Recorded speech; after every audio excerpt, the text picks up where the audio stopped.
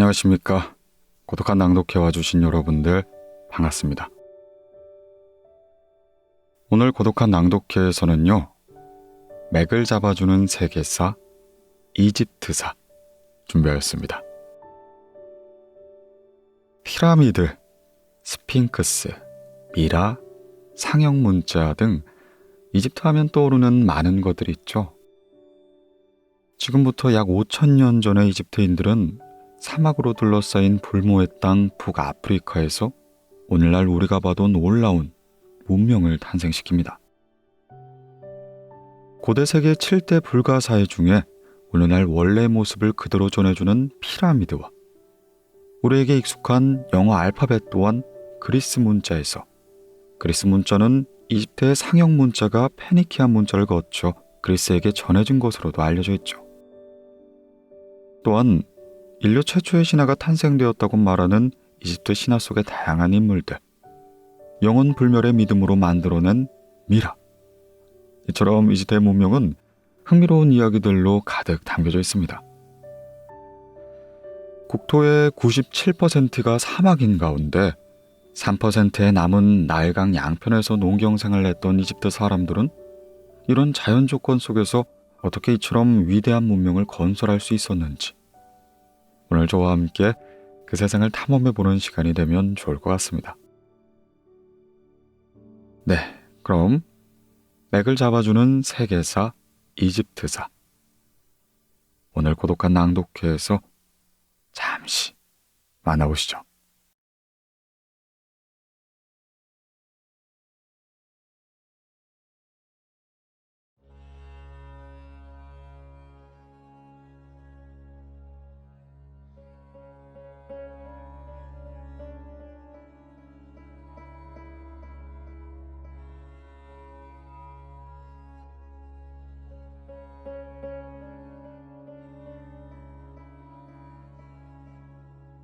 이집트 문명의 근원, 나일강. 평화를 타고 흐르는 거대한 강은 문명을 탄생시켰다. 세계의 4대 문명 모두 큰 강 유역에서 시작되었다. 이집트는 아프리카 북동부에 있는 나라이다. 나일강은 이집트 전체를 남북으로 가로지르며 쉬지 않고 흘러간다. 나일강은 이집트를 탄생시켰으며 또 오랜 기간 이집트를 지배했다. 강수량이 아주 적었던 이집트에 신선한 물을 가장 안정적이고 유일하게 제공하는 것이 바로 나일강이었다. 나일강은 이집트의 모든 땅에 물을 제공했으며 비옥한 흙토를 두텁게 쌓아 새로운 땅을 만들어 주었다. 아프리카에서 가장 기름진 이 땅에서 이집트인들은 1년에 여러 번 곡식을 수확할 수 있었다. 나일강은 매년 일정한 주기로 범람하여 사람과 땅에 물을 제공했다. 이때 열대 초원 지역으로부터 흘러내려온 많은 양의 흙과 썩은 식물들도 강물을 타고 땅으로 넘어와 천연 비료의 역할을 했다.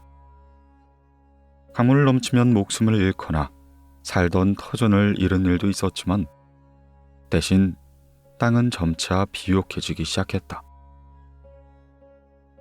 매년 여름, 오늘날의 에티오피아 지역인 아비시니아의 고원에 쌓여있던 눈이 녹으면 나일강은 범람하기 시작한다. 하여 이를 어떻게 해결하는가는 이집트에서 가장 중요한 일이 되었다.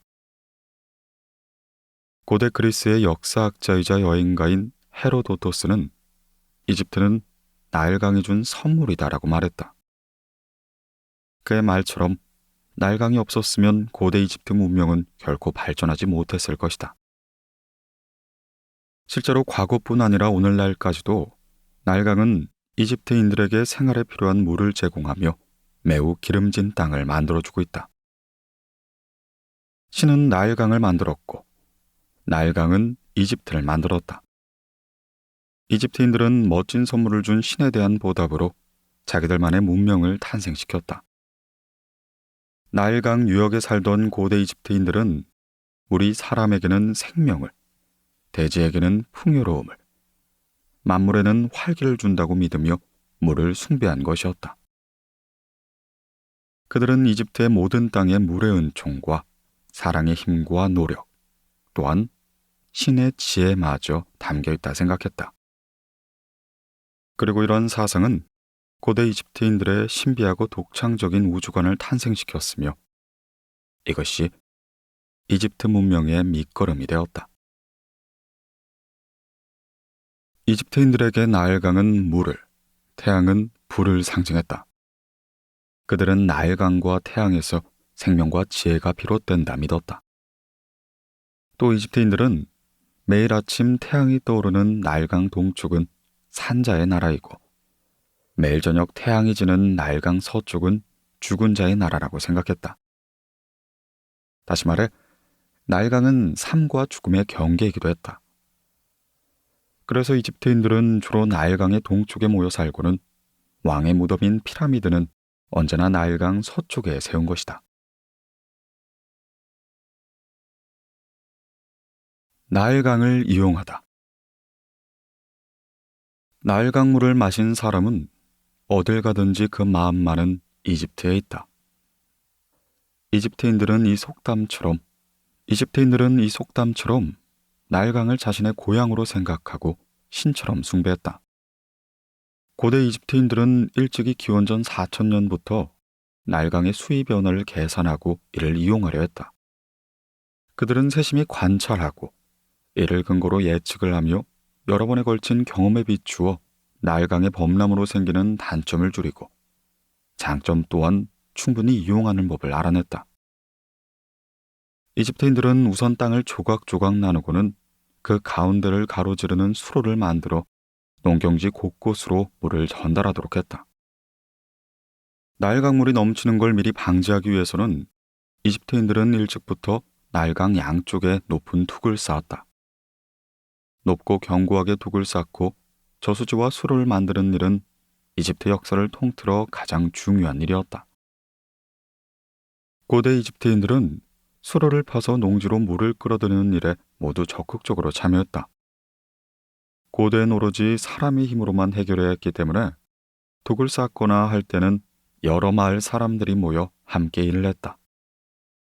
그러다 보니 가까운 몇 개 마을이 모여 일종의 공동체를 구성했고 이것이 후에 형성된 노모스의 기초가 되었다. 노모스란 오늘날의 주에 해당하는 것으로 고대 이집트의 지방행정 단위였다. 나일강의 범람으로 발생하는 위험을 줄이고 혜택을 극대화하기 위해 초기 형태의 노모스는 효율적인 조직과 행정, 관리 제도 또한 빠르게 갖추기 시작했다. 이러한 토대 위에서 이집트의 농업은 더욱 빠르게 발전하게 된다.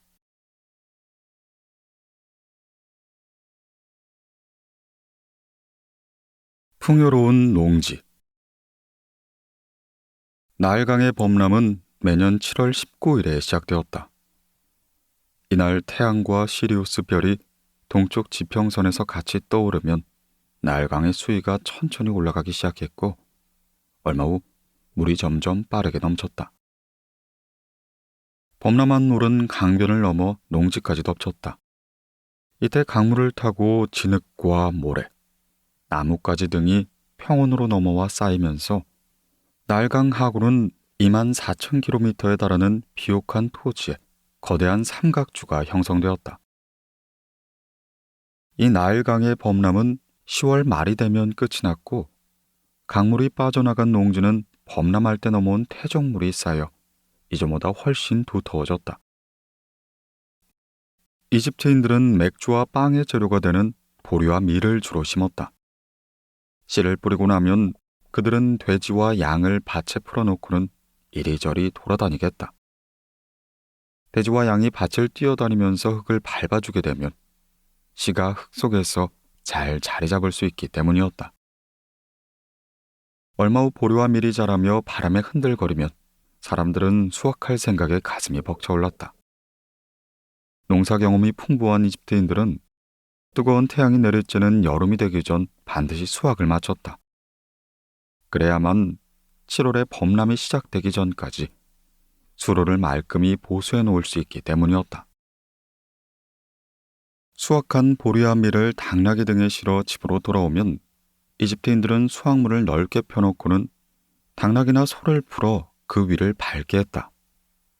그러면 보리와 밀의 나달에서 껍질을 쉽게 분리할 수가 있었다. 농민들은 수확한 농작물의 10분의 1을 토지의 주인인 왕에게 바치고는 남은 건 온 가족이 나눠 먹었다. 역사가 헤로도토스는 이집트인들이 세계 어느 나라 사람보다 쉽게 농사를 짓는 걸 보고는 깜짝 놀랐다고 기록했다. 이집트의 농민들은 나일강이 범람하길 기다렸다 물이 빠지면 씨를 뿌리고 돼지와 양을 풀어 흙을 밟아주고는 얼마 후에 수확을 했으니 그의 말도 어느 정도 일리가 있다. 헤로도토스가 놀랐던 이 모든 편리함은 전부 나일강의 선물이었던 것이다.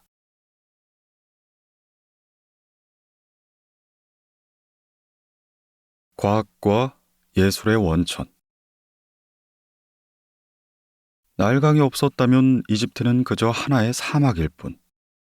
화려한 이집트 문명은 결코 탄생하지 못했을 것이다. 나일강은 이집트의 생명의 강이면서 또한 문명의 요람이다. 고대 이집트인들에게 나일강과 태양은 우주 전체를 의미했다. 그들의 이런 생각은 세계 최초의 태양력을 탄생시켰다. 태양력은 나일강의 수위 변화를 계산해서 만든 것으로 이집트인들은 이것을 근거하여 1년을 12개월, 365일로 나누었다. 당시 이집트인들의 계산은 무척이나 정확해서 오늘날의 1년에 비해 겨우 0.25일이 부족하다. 이집트인들은 나일강의 수위 변화에 따라 1년을 범람기, 파종기, 수확기의 세 시기로 구분했다. 6월부터 9월까지는 나일강의 물이 많아져 범람하는 시기이고 10월부터 다음해 1월까지는 범람한 물이 빠지며 농사를 짓는 파종기이다. 그리고 다시 2월부터 5월까지는 날씨가 매우 건조해지기 때문에 반드시 농작물을 수확해야 하는 수확기로 나눈 것이다. 이처럼 농사를 짓는 기간이 매우 짧기 때문에 이집트인들은 나머지 시간에 종교 활동이나 건축, 예술 활동에 참여했다. 이러한 다양한 활동을 하며 그들은 주변의 자연과 사물에 대해 깊이 이해하고 쉬지 않고 흐르는 나일강의 위풍당당함을 마음속에 깊이 새기곤 했다. 나일강은 이집트인들에게 많은 예술적인 영감을 주고 고대 이집트 문명 그 자체가 되어 문명의 형성과 발전에 큰 역할을 한 셈이다.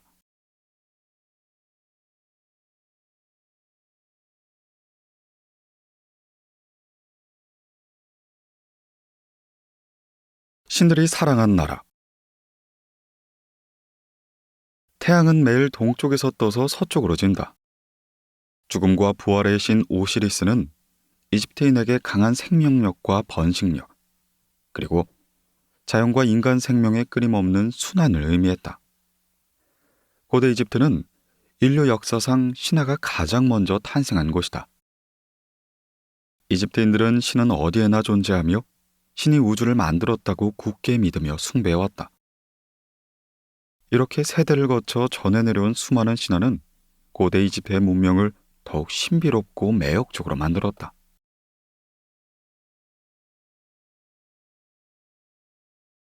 신들의 나라. 제6왕조 말기부터 왕권은 급격히 쇠락하고 지방 귀족들의 세력은 점차 커지기 시작했다. 그러면서 각 지방은 저마다 각자의 신을 숭배하기 시작한 것이다. 이후 상하 이집트가 다시 통일되면서 중왕국 시대에 들어갔지만 각 지역의 사람들은 여전히 자신들만의 신을 숭배한 것이다. 그러자 이집트 사회는 온통 다양한 신에 대한 숭배와 찬양으로 가득 찼다. 전형적인 다신교 국가인 고대 이집트 역사에 등장하는 신은 무려 2,000명에 달한다.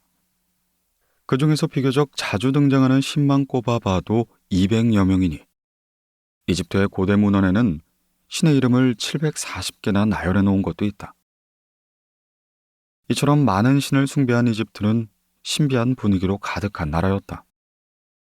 신들은 매우 다양했고 관계도 복잡했으며 서로의 신화에 등장했다.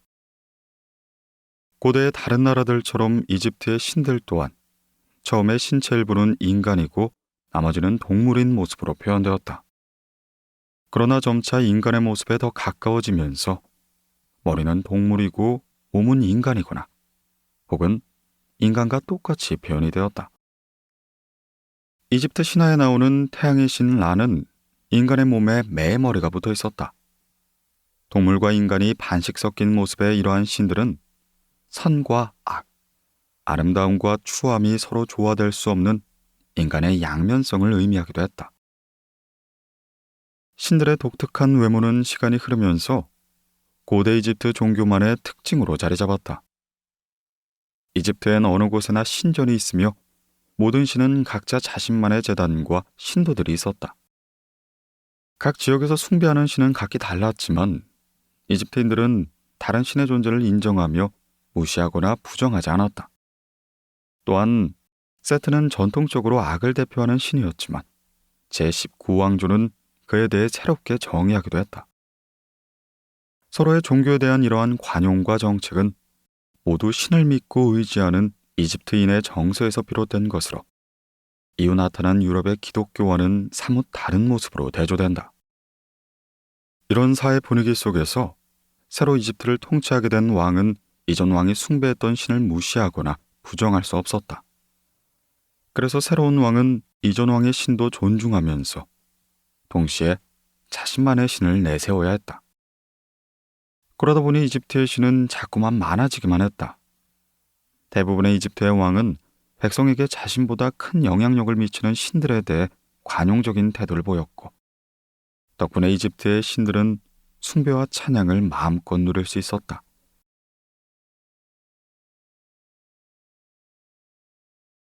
고대 이집트의 신.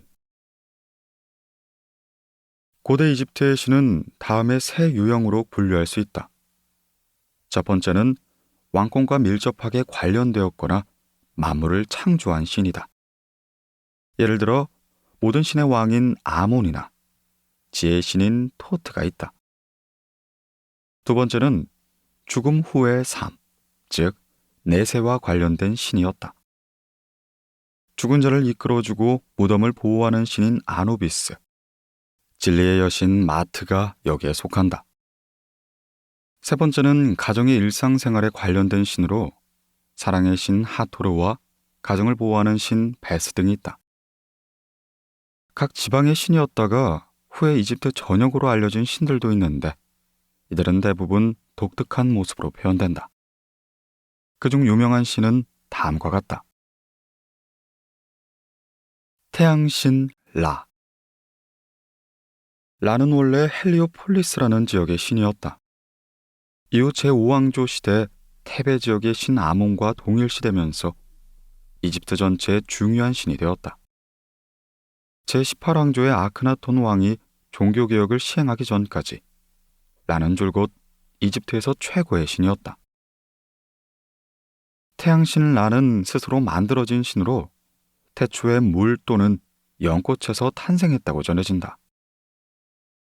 라는 눈물로 인류를 만들고 정액으로 하늘의 여신 누트를 만들었으며 음경과 혈액을 사용하여 자신을 수행할 명령의 신인 후와 통찰력의 신인 시아를 만들었다. 하늘의 태양은 그의 신체 또는 눈동자를 상징했으며 헬리오폴리스에서는 시간에 따라 아침에 뜨는 태양을 케프리, 저녁에 지는 태양을 아툼이라 불렀다. 매일 저녁 태양이 지면 태양의 신 라는 세트와 호위병들의 보호를 받으며 배를 타고 어둠의 세계를 여행한다. 이집트인들은 그를 태양처럼 둥근 황금 원반이나 태양의 흑점처럼 검은 점이 찍힌 원반으로 표현했다. 죽음과 부활의 신 오시리스. 오시리스는 고대 이집트 신화에서 죽음, 죽은 자, 지하 세계 등을 의미하는 신이며 가장 중요한 신 중 한 명이다. 그는 원래 대지와 식물의 신이었지만 나중에 라와 슈, 게브에게 대지를 맡기고는 지하 세계의 왕이 되었다. 영원한 생명을 상징하는 부활의 신이기도 하여 손에 갈고리와 도리깨를 든 인간의 모습으로 표현된다. 또 그는 죽은 이집트의 왕들을 의미했기 때문에 머리에는 언제나 왕관을 쓰고 있었다. 몸은 다리 부분이 흐릿해서 잘 보이지 않으며 미라처럼 온몸을 천으로 싸맨 모습으로 묘사되었다. 어머니와 양육의 여신 이시스. 이시스는 오시리스의 여동생이자 아내로 헌신적인 아내와 어머니를 상징하는 신이다. 모성애와 양육을 상징하기도 하며 여신 중에서 지위가 가장 높다. 옥자로 머리를 장식한 이시스는 훗날 그리스가 이집트를 통치할 때 선원들의 수호신이 되기도 했다. 이시스는 대지의 신인 게부와 하늘의 여신인 누트의 딸로 오빠인 오시리스와 결혼하여 호러스를 낳았다. 이시스는 또 자매인 네프스와 함께 죽은 자의 수호신이 되었는데 두 여신은 각각 관의 양쪽 끝에 선 채 커다란 날개를 펴서 죽은 자를 안전하게 보호했다.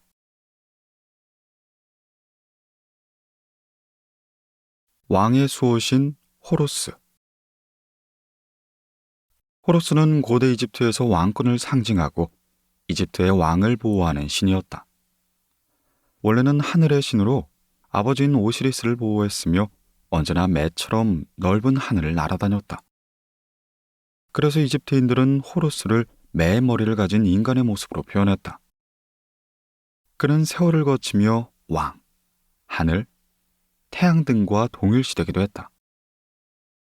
호루스의 두 눈은 태양과 달을 의미하기도 했는데 초승달이 뜰 때는 그의 눈 역시 보이지 않았다. 그럴 때면 호루스는 아주 포악해져 친구를 적으로 오해하고 공격하기도 했다. 나중에 호루스가 아버지 오시리스를 보호한다고 알려지면서 그는 법률과 질서를 상징하는 신이 되기도 했다. 헬리오폴리스에서는 그를 태양의 신 라와 결합시켜 지평선의 호루스라 부르기도 했다. 신들의 왕 아몬. 아몬은 원래 테베 지역의 신이었다. 날강 동쪽 작은 마을이던 테베는 제12왕조 시대에 들어 번영했고 그와 함께 아몬 또한 이집트 전역으로 알려졌다. 제12왕조를 연 아네멘헤트 1세의 이름도 아몬의 이름을 딴 것이며 이후 몇몇의 왕 또한 이 이름을 사용했다. 이후 테베 지역에서 제17왕조가 일어나 힉소스 왕조를 몰아내자 아몬은 왕실의 신이 되었고 곧 고대 이집트 최고의 신이 되었다. 그들은 아몬을 위한 신전을 이집트 곳곳에 세우고는 이집트 밖의 정복 지역에서도 아몬 신전을 세웠다. 이후 아몬은 태양신 라와 결합하며 신들의 왕이 되었고 왕권과 상하 이집트를 보호하는 최고의 신으로 숭배되었다. 아몬은 주로 왕자에 앉아 있거나 서 있는 모습으로 표현되었고 그의 손에는 언제나 채찍이 들어 있었다. 머리는 곱게 뻗은 깃털 2개를 달아 장식했는데 이것이 매 꼬리 깃털을 의미했다.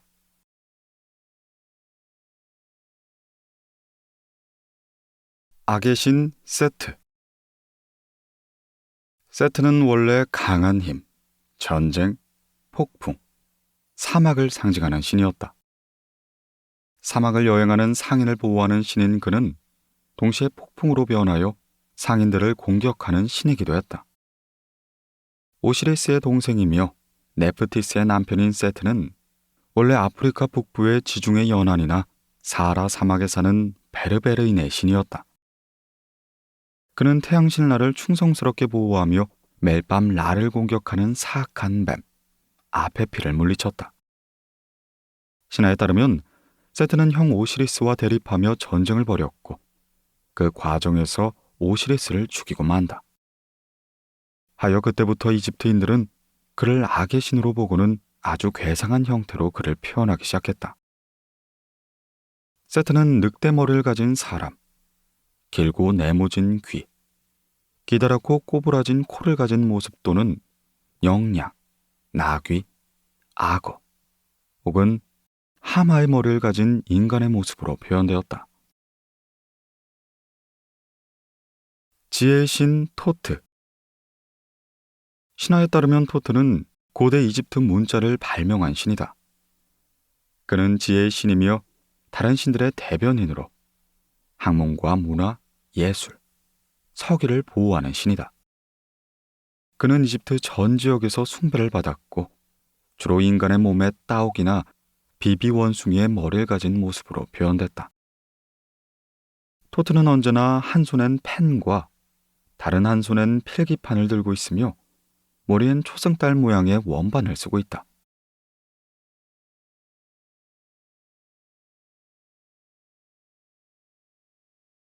오시리스와 세트의 전쟁. 대지의 신 게부와 하늘의 신 누트의 아들인 오시리스는 살아있을 때 사람들의 존경과 사랑을 받는 정의로운 왕이었다. 그런데 사막에 살던 그의 동생 세트는 형의 정의로움과 권력을 매우 질투하기 시작한 것이었다. 어느 날 세트는 오시리스의 몸의 크기에 맞춘 매우 아름다운 관을 만들고 그것을 보러 오라며 형을 초대하기 시작했다.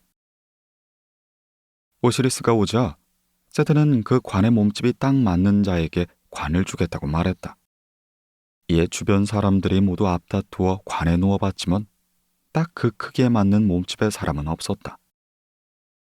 그러자 세트는 형 오시리스에게 관에 누워보라 권하였다. 속으로 아름다운 관이 탐났던 오시리스는 이내 관 안으로 누웠고 오시리스가 관에 눕자마자 세트는 바로 뚜껑을 닫아버렸다. 그렇게 관에 갇힌 오시리스는 결국 질식하며 죽어나갔고 세트는 오시리스의 시신이 들어가 있는 관을 나일강으로 던져버렸다. 형 오시리스를 죽인 세트는 이어서 형의 왕위까지 빼앗았다. 한편 오시리스의 아내 이시스는 세트를 만나러 간 남편이 돌아오지 않자 사방으로 찾아다니기 시작했다. 그리고 마침내 지중해 연안에 있는 오시리스의 관을 찾고 만다. 이시스는 오시리스를 나일강 삼각주에 있는 숲에 묻고 그녀의 신비로운 힘으로 남편을 다시 살아나게 했다. 허나 세트가 이 사실을 알고는 다시 한번 오시리스를 죽이고 이번엔 살아날 수 없도록 오시리스의 몸을 14조각으로 나눠버렸다. 이에 이시스는 몹시 슬퍼하며 이집트 전국에 흩어진 남편의 시신 조각을 찾아다녔다. 그런 노력 끝에 13조각을 찾았지만 나머지 한 조각은 이미 물고기가 먹어버렸기에 찾을 수가 없는 것이었다. 그런 이시스는 남편의 시신 조각을 앞에 두고 하염없이 눈물을 흘렸다. 그런 그녀의 마음이 통했는지 그녀는 남편의 영혼과 교감하여 아들 호루스를 낳게 된다. 세트는 오시리스의 아들이 있다는 사실을 알고는 호루스를 죽이려 온갖 방법을 썼다. 그러나 신들의 도움으로 호루스는 무사히 건강하게 자라고 만다. 그렇게 시간이 지나고 성인이 된 호루스는 아버지의 복수와 함께 세트에게서 왕위를 되찾아오겠다고 결심했다. 그렇게 호루스는 장장 80년에 걸친 기나긴 전쟁 끝에 세트의 고환과 한쪽 다리를 뜯어냈다. 이때 호루스 또한 왼쪽 눈이 뽑히는 대가를 치르매 이후 외눈박이 신이라 불렸다. 허나 얼마 후 토트의 도움으로 호루스는 왼쪽 눈을 찾아 다시 넣었고 마침내 세트와 벌인 전쟁에서 승리함으로 이집트의 왕이 될 수 있었다. 이후 오시리스는 아내 이시스와 아들 호루스의 도움으로 부활했지만 그는 더 이상 인간 세상에 살고 싶지 않았다. 그래서 호루스에게 세상을 맡기고는 자신은 지하 세계의 왕이 되어 죽은 자들을 심판하는 신이 되었다. 오시리스, 세트, 호루스 사이의 전쟁 신화는 고대 이집트인의 정서에 큰 영향을 미쳤다. 마치 인간 세계의 권력 투쟁 같은 신들의 전쟁은 이집트인들에겐 정의가 승리하고 사악한 자는 패한다는 걸 알려주었다. 또 남편에게 헌신적인 아내와 아버지를 위해 복수하는 아들의 이야기는 이집트인들에게 큰 감동을 주었다.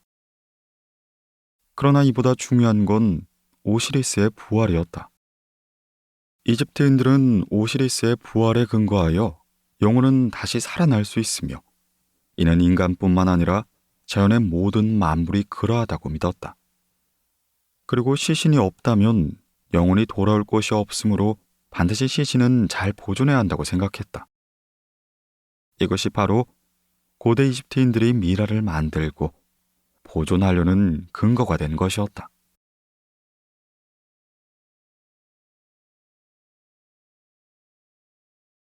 신이 된 왕. 고대 이집트에서 오시리스는 정의를, 세트는 악을 상징했다. 정의와 평화를 사랑한 이집트인들은 아버지 오시리스의 복수를 위해 세트와 힘겨운 전쟁을 치른 호루스를 동정하고 사랑하기 시작했다.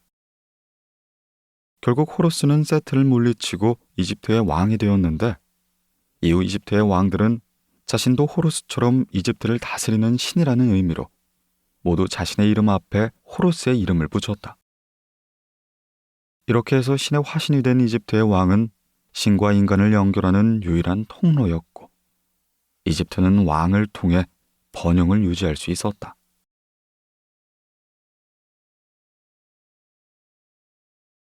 파라오는 고대 이집트의 왕을 가리키는 말로 신왕국 시대 제18왕조의 투투모세 3세부터 이 명칭을 사용했다. 제22왕조 이후 파라오라는 이름은 왕의 이름 앞에 붙는 말이 되었고 왕권과 군사 지휘권, 신권을 의미하기도 했다. 파라오, 즉 이집트의 왕들은 언제나 자신은 신의 아들이며 신 대신 인간 세상에 내려온 신의 대리인이자 화신이라 말했다. 신과 동일한 존재인 그들은 인간 세상에서 최고의 권력을 누린 것이다. 이처럼 왕은 신이다라는 믿음은 왕을 주인공으로 하는 많은 신화를 만들어냈다. 신화 속에서 왕들은 절대 적에게 패하지 않고 좌절하지 않는다. 또한 언제나 용감하게 무기를 휘두르며 그의 주위엔 적의 시체가 쌓이곤 한다.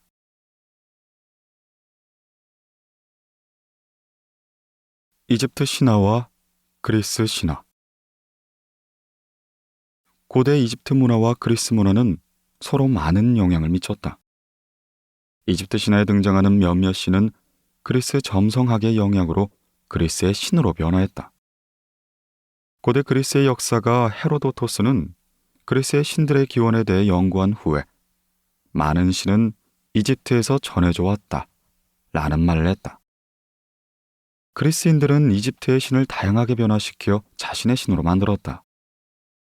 예를 들어 아몬은 그리스 신들의 왕인 제우스로, 호루스는 그리스 태양의 신 아폴로로 바꾸었으며 토토는 그리스에서 전령의 신 헤르메스, 베타는 대장장이 신 헤파이토스가 되었다. 이집트의 여신 하토르는 그리스 신화의 사랑과 미의 여신 아프로디테가 된 것이다.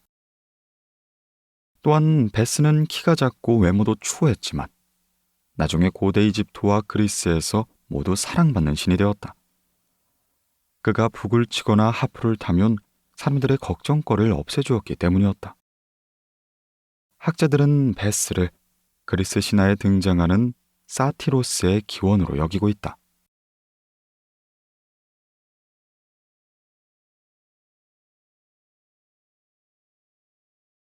메네스 왕, 이집트를 통일하다. 나일강 유역에서 농사를 짓던 사람들은 나일 강물을 농지 곳곳으로 끌어오기 위해 수로를 만들어야 했다. 가까운 촌락들은 수로를 파기 위해 힘을 합치기도, 반대로 자기들 쪽으로 유리하게 수로를 만들려 전쟁을 벌이기도 했다. 이렇게 연합과 전쟁을 반복하면서 여러 촌락을 합친 부락이 생겼고 이것은 인류 최초의 왕권으로 발전했다. 기원전 4000년, 나일강 유역엔 비교적 큰 부락들이 등장했고 기원전 3500년에 이르자 작은 규모의 나라가 출현했다. 노모스라고 불리던 이 작은 나라들 가운데 북쪽의 나카다와 히에라콘 폴리스 등이 유명했다. 각 노모스는 외부의 침략을 막기 위해 군대를 갖추었고 왕에 해당하는 통치자도 있었으며 각기 토템과 휘장, 숭배하는 수호신이 있었다. 여러 노모스가 존재하던 이 시기를 고대 이집트의 선왕조 시대라고 한다. 전쟁은 삶의 터전을 파괴했지만 문명을 진화시키는 가장 큰 힘이 되기도 했다. 각 노모스는 영토를 확장하기 위해 전쟁을 벌였고 큰 노모스는 작은 노모스를 침략했고 작은 노모스는 살기 위해 서로 연합하기도 했다. 그들은 사자, 매, 따오기 등을 표현한 각각의 토템을 앞세우고 돌도끼를 들고 적을 공격했다. 이렇듯 전쟁이 계속되면서 멤피스를 경계로 노모스보다 규모가 큰 두 나라가 형성되었다. 바로 이집트 남쪽의 상이집트와 북쪽의 하이집트였다. 상이집트와 하이집트의 왕조는 서로 숭배하는 신도 달랐고 왕이 쓰는 왕관의 모양까지 달랐다. 상이집트는 등심초를 국가의 상징으로 사용했으며 왕은 흰색의 왕관을 썼는데 이는 매신 호루스가 왕을 보호한다는 의미였다. 반면에 하이집트는 국가의 상징으로 파피루스 풀을 선택했고 코브라를 숭배했다. 하이집트의 왕이 쓰는 붉은색 왕관은 뱀의 신이 왕을 보호한다는 의미였다. 훗날 메네스가 등장해 상하이집트를 통일할 때까지 이집트엔 두 명의 왕이 존재했던 것이다.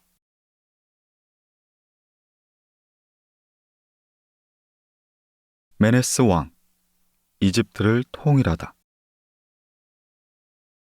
상이집트와 하이집트는 서로 상대를 정복할 기회를 호시탐탐 노렸지만 두 나라의 군사력이 거의 비슷하여 섣불리 공격하지 못했다. 얼마 후 상이집트의 메네스 왕이 뛰어난 군사력과 전략으로 팽팽한 긴장 상태를 깨고야만 한다. 메네스는 하이집트와 전쟁을 벌여 잇따라 승리를 가져갔고 계속하여 북쪽으로 전진하기 시작했다. 그렇게 나일강 삼각주까지 정복한 그는 마침내 이집트 통일을 이뤄낸다. 메네스 왕은 고대 이집트 역사상 가장 신비로운 인물이다. 상이집트 티니스에서 태어난 그는 이집트의 가장 남쪽 지역을 통치하는 가문 출신이었다. 이집트 남부의 국경을 지키던 그의 집안은 국경을 넘보는 외부 세력과 여러 번 전쟁을 치렀다. 메네스는 이런 어린 시절의 경험을 통해 군대를 통솔하고 전략을 수행하는 능력을 길렀다. 이는 훗날 그가 이집트를 통일하는 데 매우 큰 힘이 된 것이다. 결단력 있고 과감했던 메네스는 기원전 3100년경 상이집트의 왕이 되었다. 그 후 바로 강력한 군대를 조직함에 가까운 거리에 있는 작은 노모스들부터 차근차근 통일의 꿈을 키워나갔다. 오랜 전쟁에 불만이 쌓인 상이집트의 백성이 전쟁을 반대하며 반란을 일으키기도 했지만 메네스는 과감하고 잔혹한 방법으로 반란단을 처단하고 만다. 이렇게 상이집트 내부 분열을 확실히 제압한 그는 군대를 다시 통솔함에 하이집트로 진격하기 시작했다. 하이집트의 군대는 나일강 삼각주까지 후퇴하면서 끝까지 반격을 했으나 연이어 패배하고 만다. 결국 하이집트의 왕은 메네스에게 왕관을 주고 만다. 상이집트와 하이집트의 왕관을 모두 손에 넣은 메네스는 왕관 두 개를 한꺼번에 쓰게 된다. 이때부터 이집트에는 단 한 명의 왕만이 존재했고 메네스가 바로 제1왕조의 첫 번째 왕이 된 것이다. 통일 직후 메네스는 강한 왕의 면모를 보여줘야 했다. 이집트를 통일했지만 삼각주 지역의 몇몇 노모스와 일부 귀족들은 여전히 그를 반대하며 복종하려 하지 않았고 상황은 여전히 불안하기 마찬가지였다.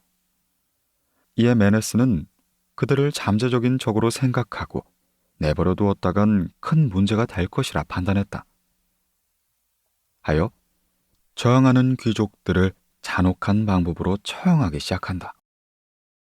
히에라콘 폴리스에 발견된 의식용 팔레트에 이에 관한 내용이 매우 상세하게 묘사되어 있다. 상이집트의 왕관을 쓴 메네스는 왕의 권위를 상징하는 지팡이를 들고 있으며 적은 무릎을 꿇은 채 고통스럽게 죽어가고 있다. 여기서는 나일강 삼각조의 상징인 작살 등이 등장하고 상이집트의 수호신인 메가 삼각주의 파피루스 풀 위에 앉아있는 모습 또한 표현되어 있다. 팔레트의 가장 윗부분엔 나르메르라고 적혀 있는데 이는 메네스의 다른 이름이다. 가장 아랫부분엔 전쟁에 진 하이집트 사람들이 허둥지둥 도망가는 모습이 부조되어 있다. 이 팔레트는 전체적으로 메이신 호루스의 보호를 받은 메네스가 결국 적을 물리치고 이집트의 왕이 된 걸 표현하고 있다. 팔레트의 뒷부분에 남아있는 부조 또한 흥미롭다. 나일강 삼각조 지역에서 왕권을 상징하는 소횃불은 공격을 이겨내지 못한 채 휘어져 있으며 적들은 모두 죽어 있다. 또한 하이집트 왕관을 쓴 메네스가 장군들과 함께 적들의 시체 사이를 득이양양하게 걷고 있다. 메네스는 스스로 상하 이집트의 왕이라 불렀고 후대 왕들 또한 수천 년 동안 이 칭호를 사용했다. 그는 상하 이집트의 경계가 되었던 지역에 새로운 도시 멤피스를 건설하여 이를 수도로 삼았다. 중왕국 시대의 수도를 테베로 옮기기 전까진 멤피스는 통일 이집트의 수도로서 크게 발전하고 만다. 메네스의 통치. 메네스는 오랜 전쟁을 승리로 이끌었고 잔혹하게 적들을 처단했다. 허나 그런 동시에 온화한 포용 정책을 펼치며 민심을 안정시키고 자신을 거부하는 귀족 세력을 포용하고자 노력했다. 이때 사용한 효과적인 방법이 결혼이라 할 수 있겠다. 하이집트의 붉은 왕관을 쓴 메네스는 높은 왕자에 앉아 나일강 삼각주 지역의 노모스 공주를 맞이했고 가마를 타고 온 아리따운 공주는 메네스의 아내가 되었다. 이런 결혼은 저항 세력을 잠재우는 데 효과적인 동시에 왕권의 정당성을 공고히 하는데도 마냥 유리했던 것이었다. 고대 이집트의 메네스는 중국 고대 하나라 시조인 우임금과 흡사하다. 우임금 또한 자신의 뜻에 반대하는 사람을 가차없이 죽였다. 그런 동시에 그는 사람들의 삶에 관심을 기울이고 효과적으로 통치하기 위해 최선을 다했다. 우임금은 중국을 9개 주로 나누어 관리하고 관계 사업에 힘써 백성이 편히 살도록 힘을 썼다. 마찬가지로 네메스 또한 나일강을 효과적으로 이용하기 위해 많은 사업을 벌였다. 그는 우선 제방을 세워 나일강 범람의 피해를 줄이고 물이 수로에서 넘쳐 흐르지 않도록 멤피스 이남의 나일강 양기슬에도 높은 제방을 쌓았다. 메네스가 이집트를 통일한 후 이집트인들은 창조력과 적극성을 더욱 발휘했다. 사회와 문화는 빠른 속도로 발전했고 당시에 세운 정치, 사회기구는 2000년 동안이나 유지되었을 정도로 매우 체계적이고 효율적이었다. 이 시기에는 상형문자도 더 많이 만들어졌고 건축과 그 밖의 다양한 기술도 발전하여 이집트는 경제와 문화 방면에서 세계 최고의 발전을 이룩하고 만다.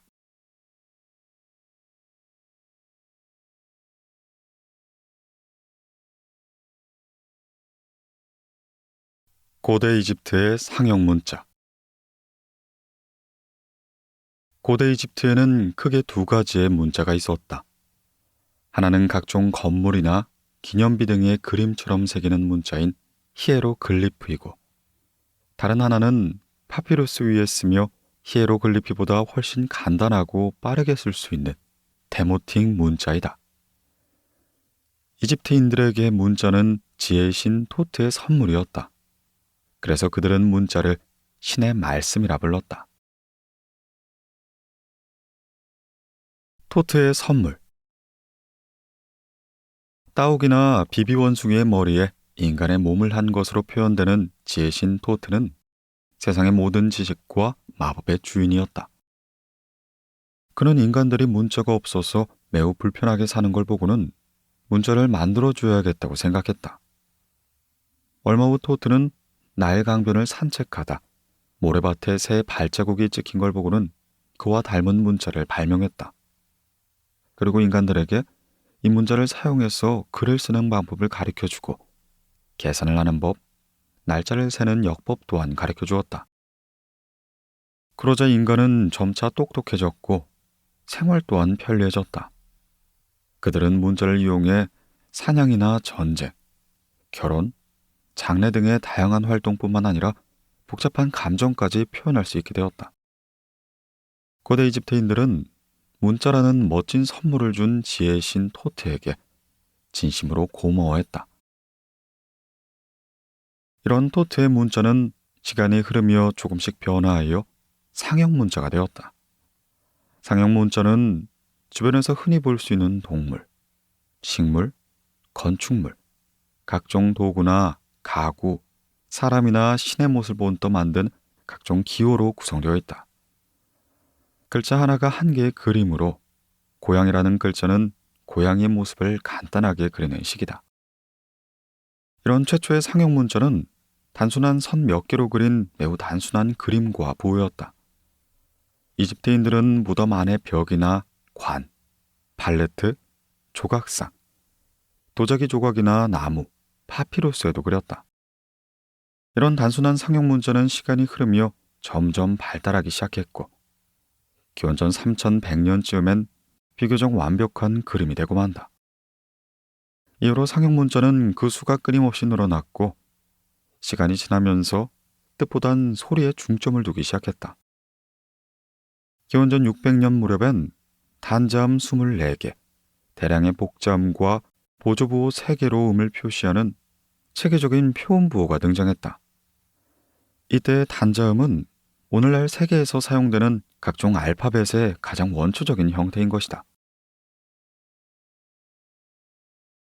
표의 부호와 표음부호. 고대 이집트의 상형 문자는 그 문자가 표시하는 대상물을 의미하는 표의 부호와 음만을 표시하는 표음부호로 구성되어 있다. 표의 부호는 특정한 사물 혹은 그 사물과 관련된 다른 사물을 표현한 것으로 그 형태와 뜻이 상당히 밀접한 관계가 있다. 예를 들어 물을 표시할 때는 구부러진 선 3개로 표기하고 별을 나타낼 때는 오각형의 별 모양을 그리는 식이다. 이처럼 이집트인들은 상형 문자를 되도록 간결하게 만들려고 했다. 머리, 눈, 입, 유방, 다리, 어깨 같은 신체 부위를 표현할 때는 직접적으로 그 모양을 그렸고 치아처럼 그리기 어려운 신체 부위는 코끼리의 상아를 그려 표현했다. 뱀은 배의 혀로 나타냈고 소의 귀 모양을 그리면 귀 또는 듣는다는 뜻이었다. 표의 부호는 나중에 동작까지 의미하게 되었는데 예를 들어 먹다라는 의미를 표현할 때는 입안에 손을 넣는 사람을 그렸다. 일부 표의 부호가 음을 표시하게 되면서 따로 표음부호가 생겼다. 예를 들어 고양이 머리를 한 매의 그림을 음으로 읽게 되자 원래 그 그림, 즉 표의 부호의 뜻인 고양이 머리를 한 매의 신이란 뜻이 사라졌다. 그런데 표의 부호에 표음부호가 첨부됨으로써 피할 수 없는 문제가 발생했다. 바로 동음이어의 경우였다. 이집트인들은 이 문제를 해결하고 말의 뜻을 정확하게 전하기 위해 한정부호를 사용하기 시작했다. 한정부호는 따로 발음하지 않으며 완전히 새로운 그림의 부호였다.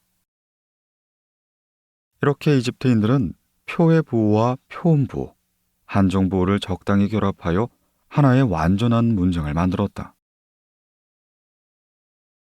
이집트 문자의 변화. 고대 이집트에서 상형 문자를 가장 먼저 사용한 사람은 바로 성직자이다. 그들은 신을 찬양하고 숭배하기 위해 신전의 벽에 상형 문자를 새겼다. 이런 상형 문자를 히에로글리프라고 불렀다. 그리고 이집트인들은 이 문자에 생명을 부활시키는 마력이 있다고 믿고는 신성 문자라고도 불렀다.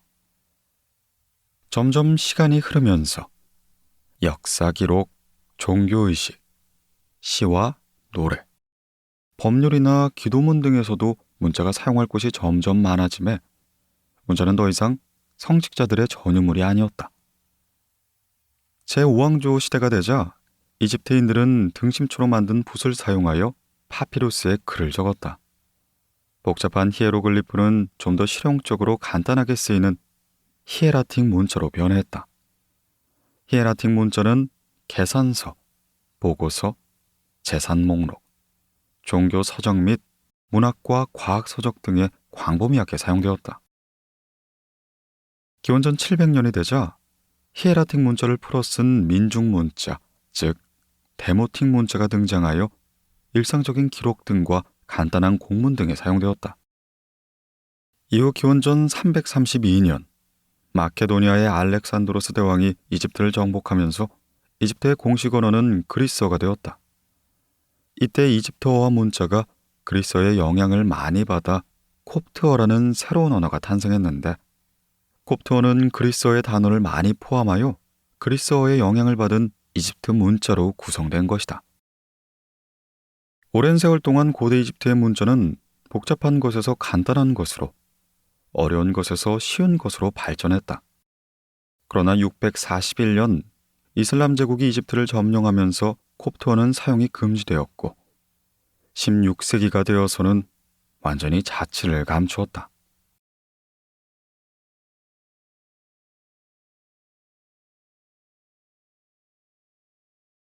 건축가 이모텝. 고대 이집트 신화에 따르면 인류 역사상 최초의 과학자는 바로 이모텝이다. 그는 제3왕조의 조세르 왕 시대의 재상이었으며 동시에 성직자이자 의사였다.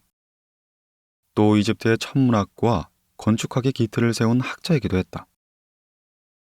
그가 죽은 후 이집트인들은 이모텝을 신으로 찬양하고 숭배했다. 이모텝은 고대 이집트에서 왕 외의 신으로 추앙받는 유일한 사람이 된 것이다. 피라미드를 세우다. 이모텝의 명성이 널리 퍼진 건 그가 수도 멤피스 근처의 사카라에 계단식 피라미드를 세우면서부터였다. 조세르 이전의 왕들은 죽으면 모두 흙벽돌을 쌓아 올린 거대한 사각형 무덤에 매장되었고, 왕의 무덤과 귀족의 무덤을 구별하는 기준은 크기와 배치뿐이었다. 이에 이모텝은 어떻게 하면 왕의 위엄을 더욱 효과적으로 나타낼 수 있을까 고민을 했다. 완전히 다른 무덤을 만들어 왕의 권력과 권위를 드러내고 싶었던 것이었다. 그는 설계를 수없이 변경하고 다듬은 끝에 마침내 위로 올라갈수록 좁아지는 6층짜리 피라미드를 세우기로 했다. 이모텝이 설계한 피라미드는 인류 역사상 온전히 돌로 세운 첫 번째 건축물이며 오늘날 일반적으로 알려진 피라미드의 초기 형태라 볼 수 있다. 그는 흙벽돌과 나무는 사용하지 않고 오로지 돌만을 이용하여 무덤을 쌓는 방법을 고안했다. 그가 세운 피라미드 높이는 60m, 동쪽에서 서쪽까지의 길이가 120m, 남쪽에서 북쪽까지의 넓이는 108m이다. 겉으로 드러내는 벽은 매우 아름다운 하얀색의 석회암으로 마무리했으며 피라미드의 아랫부분에 자리한 왕의 묘실은 여러 개의 통로로 다른 방과 연결되었다. 이모텝이 설계한 6층짜리 피라미드는 왕의 영혼과 태양이 결합하는 장소를 의미했다. 태양이 피라미드를 비추면 왕의 영혼이 천천히 떠올라 신성한 태양빛과 하나가 된다는 것이다. 당시 이런 생각은 이집트인의 관념과 신앙에 큰 영향을 끼치게 되었고 이후 전 세계의 건축 역사에도 큰 영향을 미쳤다. 이모텝의 이름은 이집트 전 지역으로 널리 퍼지게 되고 이집트인들은 그를 지혜로운 신으로 추앙한 것이었다. 의사 이모텝. 고대 이집트인들은 모두 질병이 악마를 숭배한 결과이며 악마가 독약같이 나쁜 무언가를 사람의 몸에 넣어 고통이 생긴다고 믿었다. 고대 이집트에서 병을 치료한다는 건 곧 악마를 처치하는 의미였고 의사는 병을 고치는 것과 동시에 환자의 심리적인 문제까지 해결해야 했다. 이에 다재다능한 이모텝은 숙련된 의료기술로 환자의 고통을 줄여주고 이집트인들의 존경을 한몸에 받았다. 이모텝이 환자를 치료할 땐 약물을 사용하는 동시에 고통을 없애는 주문을 외기도 했다. 악마에게 저주의 말을 퍼붓고 부적을 붙이는 등의 행동을 하는 그를 보며 환자는 심리적인 안정을 찾게 되고 병을 이길 수 있다는 믿음이 생기게 된 것이다. 이모탭은 폭넓은 지식과 과학 외에 사람들에게 믿음을 줄 수 있는 마법 같은 것에도 관심을 기울였다. 그는 학문이 실제 생활에 도움이 될 수 있어야만 비로소 가치가 있다고 생각했기 때문에 대중에게 행복을 가져다주는 지식을 추구했다.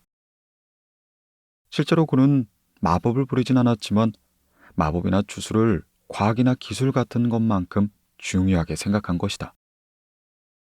당시의 그의 행동은 이집트인들에게 심리적인 큰 안정감을 주게 된다.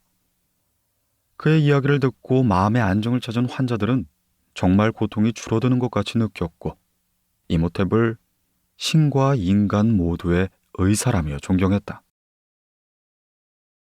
고대 이집트 문안에 등장하는 이모탭은 가히 천재로 묘사된다.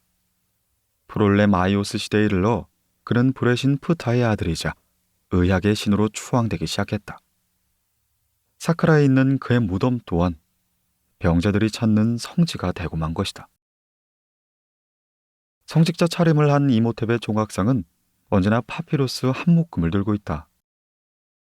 왕의 재상이자 피라미드의 설계자이자 이집트 역사에서 왕외의 신으로 추앙받는 유일한 사람인 이모탭은 훗날 과학의 신으로까지 그 지위가 올라갔다.